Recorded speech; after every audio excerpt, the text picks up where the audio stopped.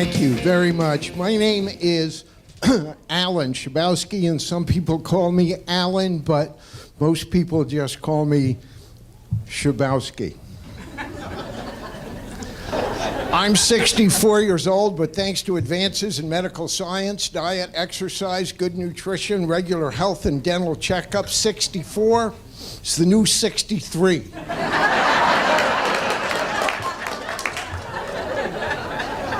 Do you know, when I was in my 40s and I used to see a pretty little woman somewhere in her 20s, and I used to think, man, I can't believe I'm old enough to be her father?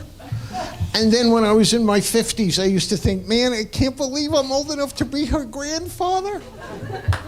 And these days I think, I might actually be one of their ancestors.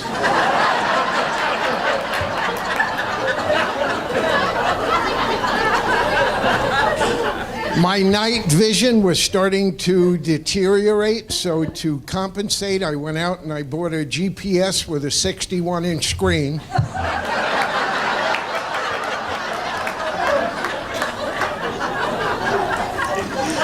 And I tried out for the Senior Olympics, but I didn't make the team. But I took some comfort in the fact that at the end of the day, of all the guys who tried out, I was the only one who could remember where he parked.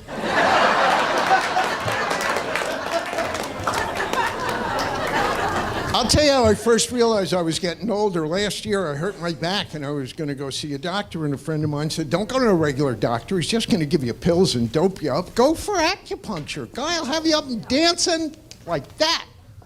So I found this little Chinese doctor, Dr. Chan, little guy, and I come walking in his office, man, I'm all bent over, and he said, what happened? I said, well, I went to lift something, and now I can't stand up straight, and I can't bend over, and it hurts this way, and it hurts when I do that.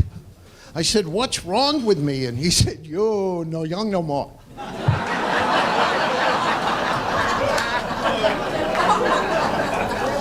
Hour later, I'm at Walgreens. I'm on the checkout line. I've got ibuprofen in one hand and a heating pad in the other, and I'm thinking, he's right. I used to come in here to buy condoms. I'll tell you how to tell if you're not young anymore. If the word joint makes you think of arthritis instead of marijuana. Or if people have started calling you sir, and you're a woman.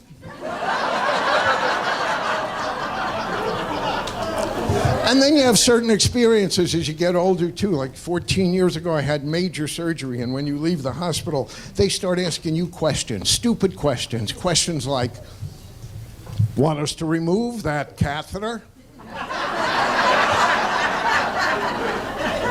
Yeah, I'll just go bungee jumping, thank you. Tell you guys something about me I'm not real proud of. I used to be a drug addict, but don't get the wrong idea. It was not an illegal substance. I was addicted to Afrin nasal spray.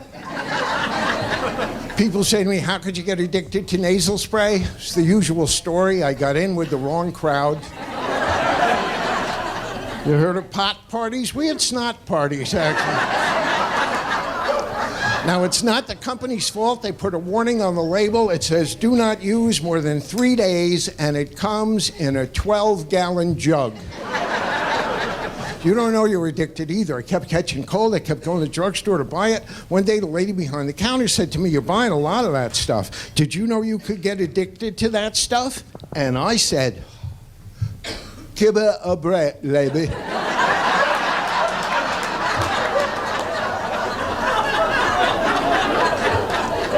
I had to go to an ear, nose, and throat man. Did you people know there are ear doctors, nose doctors, throat doctors, gynecologists, proctologists, any place you got a hole, there's a guy who specializes in your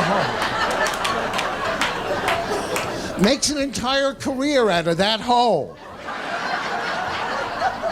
And if the ear doctor, nose doctor, throat doctor, gynecologist, proctologist can't help you, he sends you to a surgeon. Why? So he can make a new hole. Doctors are obsessed with holes. That's why on their day off, they play golf.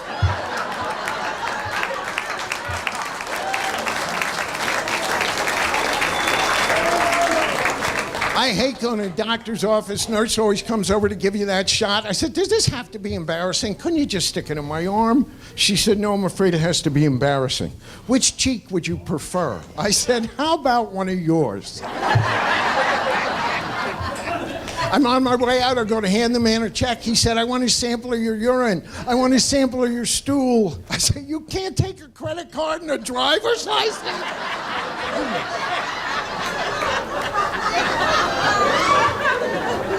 And I had to call the vet the other day for my dog. I called him up. I said, listen, my dog is sneezing and his eyes are watering and he's not wagging his tail and he's not eating his food. And I think maybe I better bring him in and let you take a look at him. And he said to me, nah, I'm really busy. It's probably just a cold. Take his temperature. Call me back.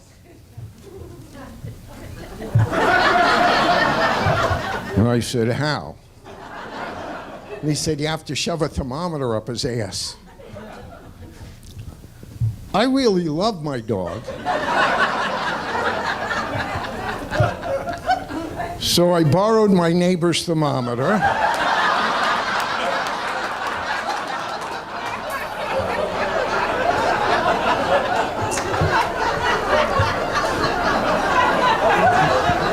You know, a dog's eyes can speak to you. And my dog's eyes said to me, I never would have thought you capable of doing such a thing. Especially on a day you see I'm not feeling good. I never did succeed in housebreaking my dog, ended up buying yellow carpeting with brown spots. You know they make Prozac for dogs now? If your dog gets depressed, you're supposed to give him Prozac. Two most common side effects, vomiting and diarrhea. That's what I want for my dog. My dog got depressed. I didn't get him... I got him Viagra and a bitch. I said, I hope this cheers you up, Fido. I know you'd do this for me if you could. I heard if they had Viagra on the Titanic, it wouldn't have gone down for 24 hours.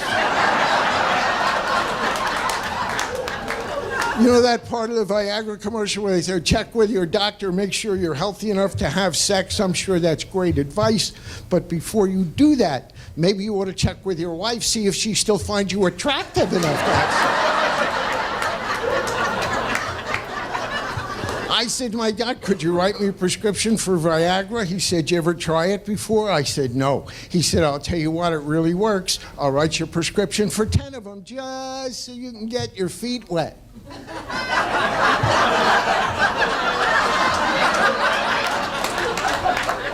And I said, I'm doing it wrong, huh? Good night, folks. I had a nice time with you.